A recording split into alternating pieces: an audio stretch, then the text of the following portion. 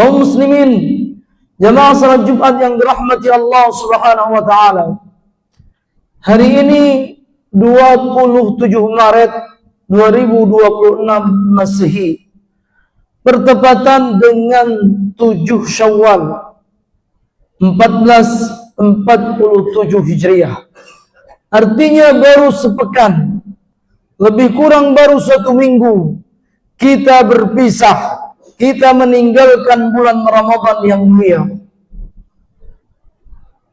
Ada beberapa hal yang patut kita renungi, yang harus kita muhasabahi, yang sepatutnya semua jiwa berkontemplasi, mengevaluasi ma ba'da Ramadan, apa setelah Ramadan.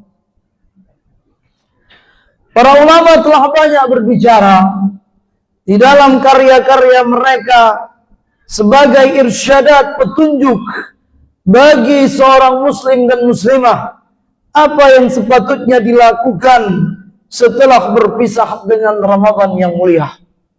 Tentu yang pertama yang harus kita lakukan adalah kita melakukan perenungan dengan sebenar-benar perenungan. Apakah amal ibadah Ramadan yang kita lakukan telah diterima oleh Allah Subhanahu wa taala ataupun tidak? Ibarat kata Sayyidina Ali karramallahu wajhah, kunu liqabulil amal ashadda ihtimaman minkum minal amal. Kunu liqabulil amal ashadda ihtimaman minkum minal amal. Jadilah kalian hamba Allah, jadilah kalian umat Nabi yang lebih memperhatikan diterima atau tidak diterimanya amal ibadah tersebut daripada sekedar kita melakukan amal ibadah. Tentu wilayah diterima atau tidak diterimanya amal ibadah seseorang itu murni hak prerogatif Allah. Benar atau salah ibadah seseorang mungkin bisa dinilai oleh para ulama. Sah tidak sah ibadah seseorang menjadi wilayah para ulama untuk memberikan penilaian. Namun diterima tidak diterima itu murni hak prerogatif Allah Subhanahu wa taala. Walau kuntu a'lamul ghaibah lastaghfartu minal khaira. Kalau aku tahu kata Nabi tentang ghaib, perkara-perkara ghaib, termasuk perkara-perkara diterima atau tidak diterimanya amal ibadah, sungguh pasti aku akan memperbanyak ibadah, kata Nabi. Maka kita ingin merenungi saat berpisah dengan Ramadan yang mulia, apakah ibadah Ramadan yang telah kita lakukan selama 1 bulan, katakanlah, hal tersebut telah diterima oleh Allah atau tidak. Merenungi diterima atau tidak diterima adalah salah satu akhlak dan karakter seorang muslim. Kata Allah dalam Al-Quran, walladzina yutuna ma atau wa qulubuhum wajilatun annahum ila rabbihim raji'un.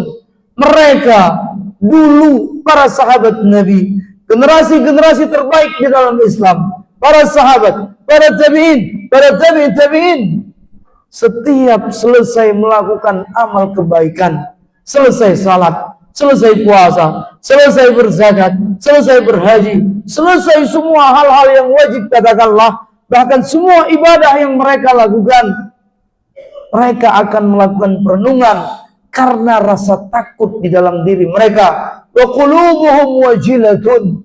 Mereka takut, mereka khawatir, mereka gundah gulana, takut kalau ibadah yang telah dilakukan tidak diterima oleh Allah Subhanahu wa taala. Makanya kepada kita, setiap selesai melakukan ibadah, Allah Subhanahu wa taala mensyariatkan kepada kita lewat lisan Nabi untuk memperbanyak istighfar. Selesai salat, kita mengucapkan yang pertama, Astaghfirullahaladzim.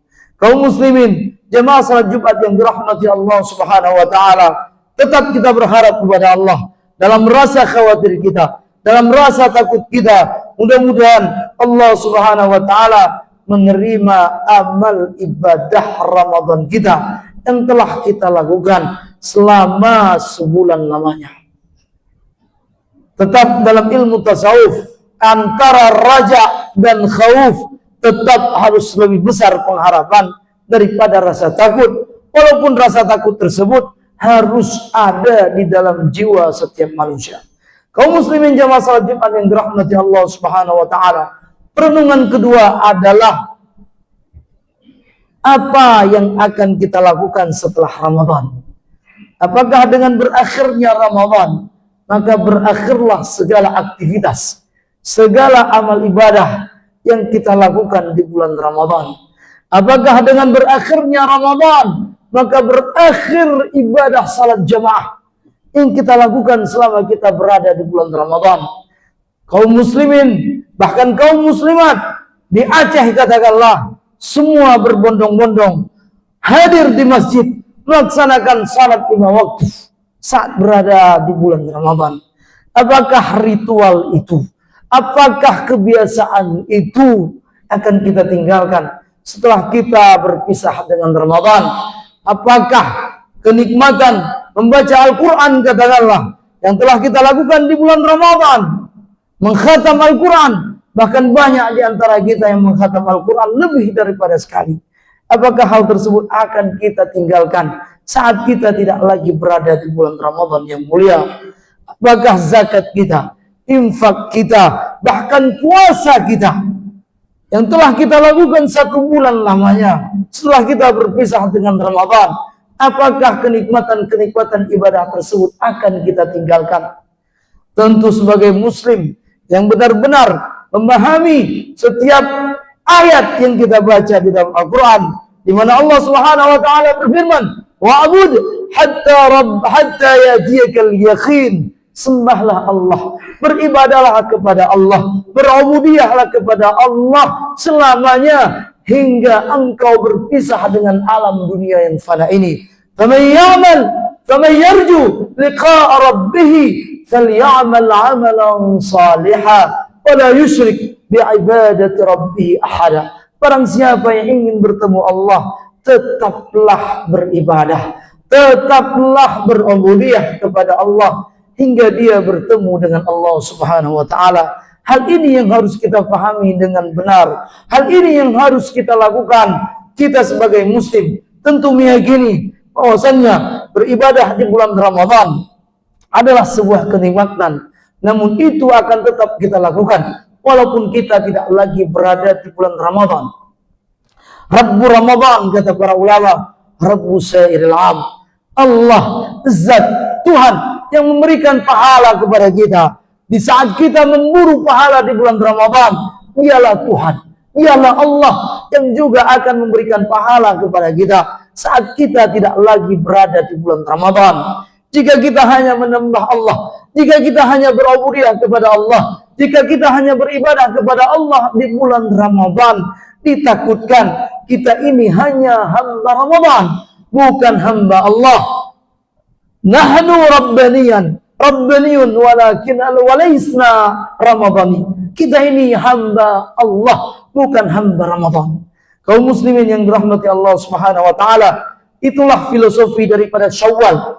Kita sekarang berada di bulan Syawal yang para ulama mengatakan Syawal itu artinya irtifa.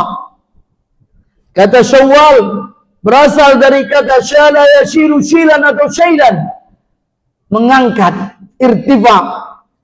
Jadi di saat kita beribadah di bulan Ramadan, maka sepatutnya di bulan Syawal ibadah-ibadah yang kita lakukan tersebut tetap kita pertahankan, bahkan kita tingkatkan. Di saat seseorang melakukan hal tersebut, maka dia adalah muslim dan muslimah yang memahami filosofi daripada bulan Syawal. Namun jika sebaliknya, maka hal tersebut sebenarnya sebuah ketidakfahaman yang terjadi dalam diri kita. Syawal artinya peningkatan. Laisa al-aid, ibarat kata para ulama, liman labisal jadid, walakin al-aid liman ta'atuhu tazid. Itu bukan sekedar kita memakai pakaian yang baru. Walaupun tradisi memakai pakaian baru setiap hari raya, bagi Aidil Fitr atau Aidil Adha, semua umat Islam di seluruh dunia hampir semua memakai pakaian baru sebagai tanda telah tiba hari raya. Tapi esensi hakikat dari hari raya tersebut bukanlah sekedar kita menggunakan pakaian yang baru, tapi hari raya adalah hari meningkatkan ketaatan kita kepada Allah Subhanahu wa taala. Mudah-mudahan kita termasuk umat Nabi, hamba Allah yang benar-benar memahami Islam ini dengan benar, yang benar-benar memahami syariat Islam ini dengan benar. Syariat di mana kita diperintahkan oleh Allah, di saat Allah mengatakan, "Wa ma khalaqtul jinna wal insa illa liya'budun." Ubudiyah tersebut, tidaklah aku ciptakan manusia dan jin atau jin dan manusia kecuali untuk beribadah. Ibadah tersebut adalah ibadah sepanjang masa. Jika ada istilahnya pendidikan sepanjang masa, maka ibadah pun sepanjang masa hingga kita berpisah dengan alam dunia yang fana ini.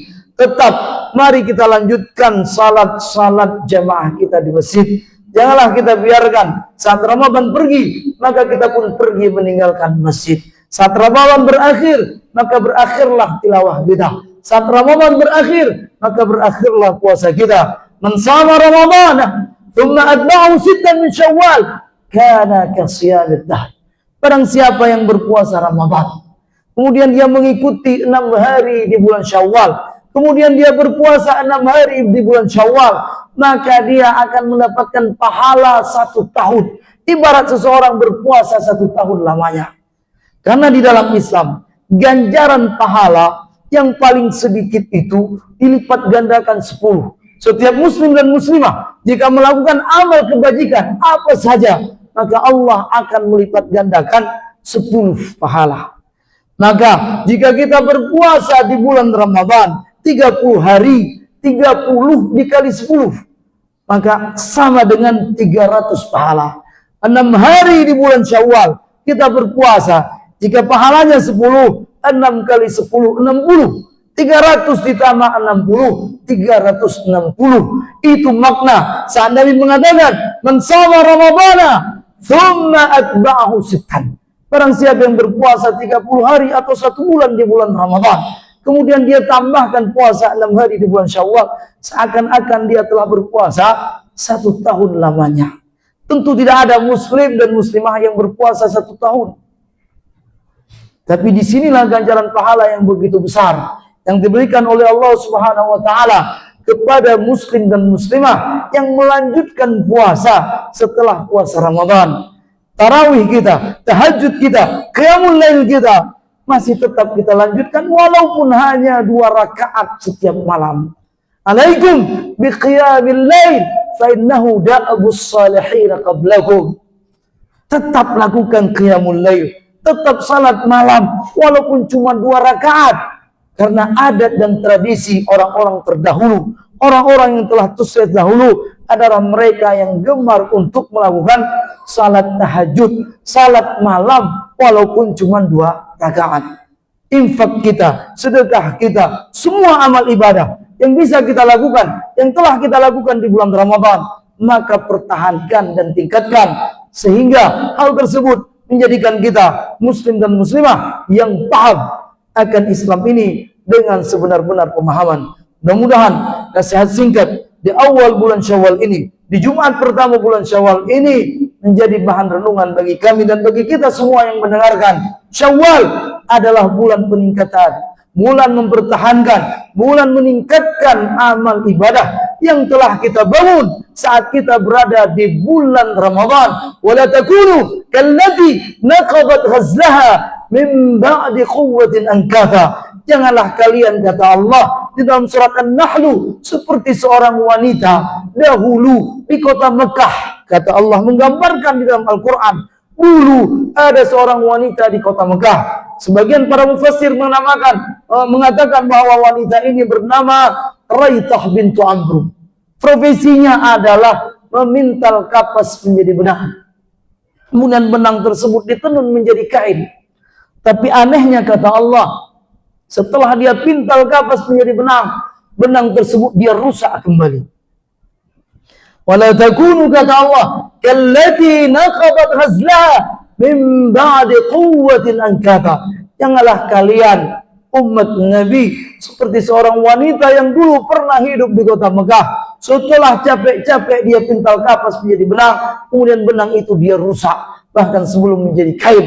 Isyarat tersebut kata para ulama, janganlah semua kebaikan yang telah kita bangun di bulan Ramadan, setelah kita berpisah dengan Ramadan, semua amal kebaikan tersebut kita rusak, kita biarkan musnah, kita biarkan hilang, bahkan tidak tersisa. Mudah-mudahan Syawal ini benar-benar menjadi bulan kemenangan bagi diri kita sebagai umat Muhammad SAW, umat yang beribadah, dan kemenangan bagi umat Islam seluruhnya.